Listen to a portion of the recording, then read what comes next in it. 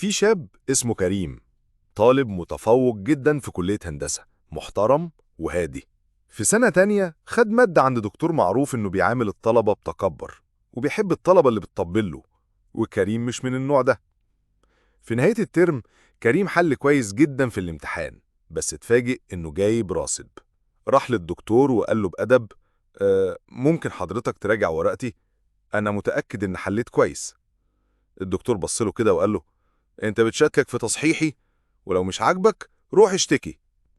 كريم حس بالذل ورجع بيته وقعد يبكي، مش علشان المادة لكن علشان الإهانة.